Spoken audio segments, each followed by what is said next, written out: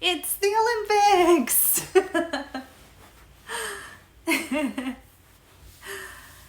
I don't know about you guys, but growing up, I used to watch the Olympics every year with my parents, and it was something we really looked forward to.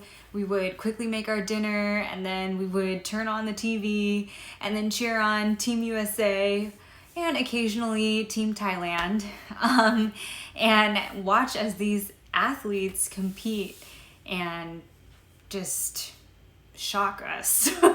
There's something amazing about watching the whole world come together for one united cause. I remember we would talk about it, my parents and I would talk about the achievements that these athletes were able to do for weeks and years to come. And I would, now as an adult, I talk to my coworkers and my friends about all the amazing things that I've seen. And this year is actually something really special because we get to add mental health to the conversation.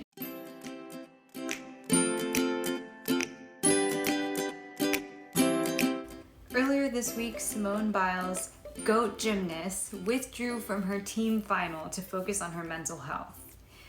Now, as I said before, this is definitely a controversial subject. But in this video, I am going to discuss how we can relate to Simone Biles, how we can learn from her actions, and how stress can cause a pain response. I want to start by saying I am 100% behind Simone Biles' decision to withdraw because of her mental health. This was something that took great courage and strength, especially when the entire world is watching her. It takes a really strong individual to look at her feelings in the moment when pressure is on, decide that maybe I shouldn't continue, and have the courage to take a step back. Now, I know some of you might have the opposite opinion. Before you stop watching, I would like to invite you to see how you could relate to this situation. I'm going to try to connect, like I mentioned earlier, how we can relate to her in a couple moments. But if you don't want to listen to this part, you can just skip ahead to where I talk about how stress can lead to a sensation of pain. Okay, back to Biles. How can we relate to her? There are only a handful of GOATs out there. And there's also a very small population of Olympic athletes out there in comparison to, obviously, the world, right? So how can we possibly know what she was going through? I'm going to use an example of school because no matter what walks of life we are all at, we have all been in that class and not done well in that class, right? So let me set the scene. I think the first time that I really felt intense stress that, was very intense was in college. I was trying to set the curve for the class.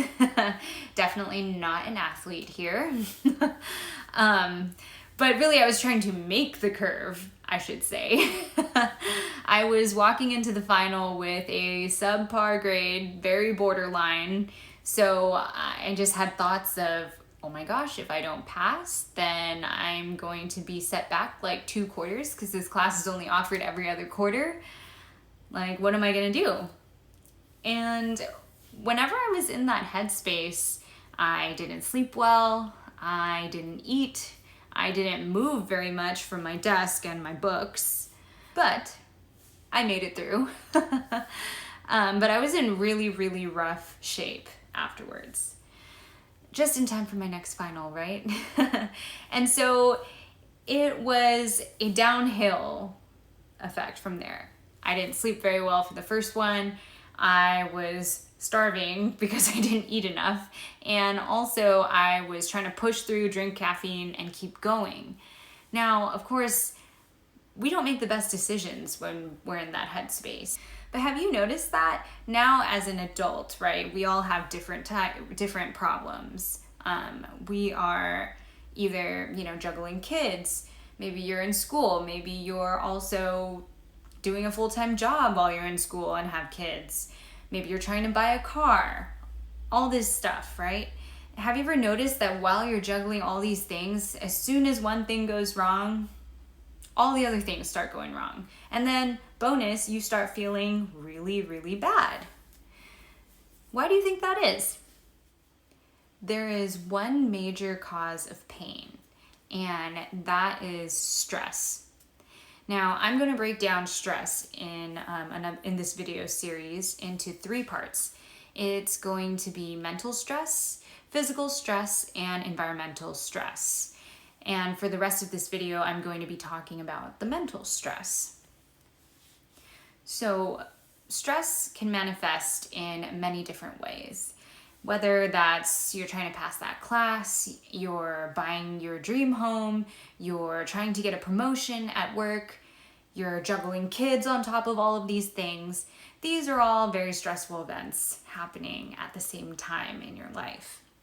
And when all of these things happen, it triggers a hormone to be released from the adrenal glands. And this hormone is called cortisol. And it's also given the name the stress hormone. When we're stressed, our flight or fight nervous system is triggered, and this has evolutionary benefits because it allows us to run away from that tiger or chase after our next meal, right? And it's achieved by allowing cortisol to keep us on high alert.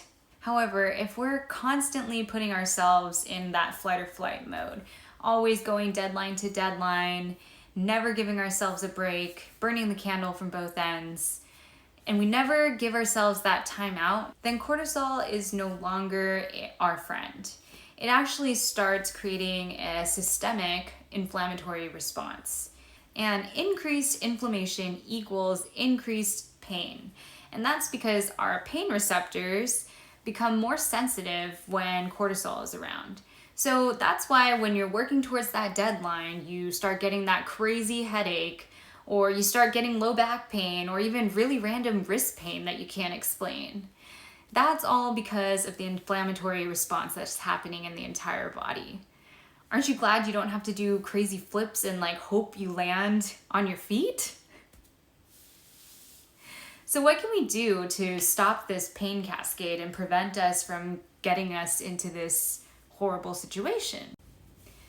Number 1, recognize your red flags.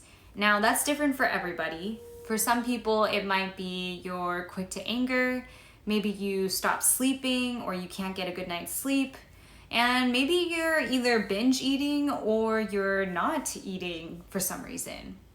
Number 2, stop.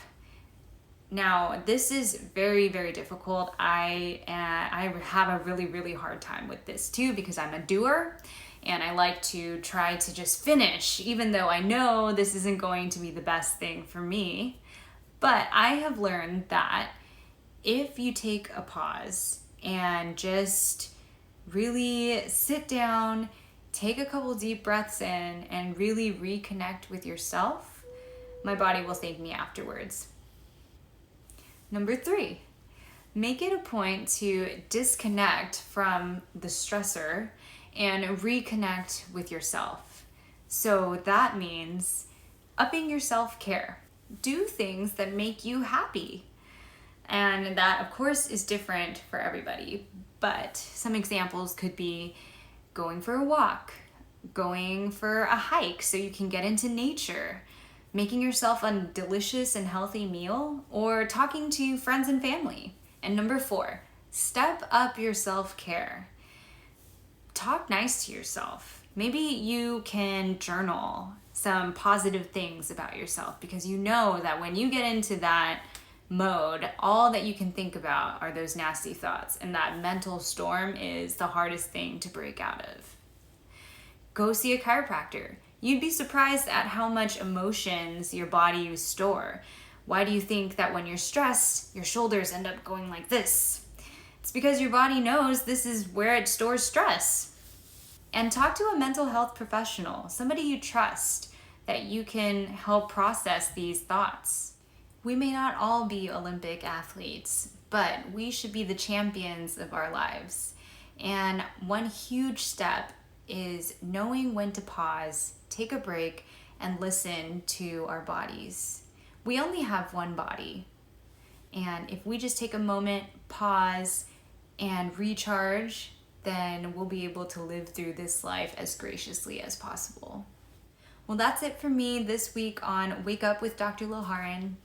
I want to thank you for watching this video. It was actually kind of hard for me to put together, but I really am a true advocate for mental health. I know that I am much more productive when I sit down and meditate before I start my day, especially when I know I have multiple deadlines coming up. I always make it a point to sit down and meditate because I know that that'll set me up for success.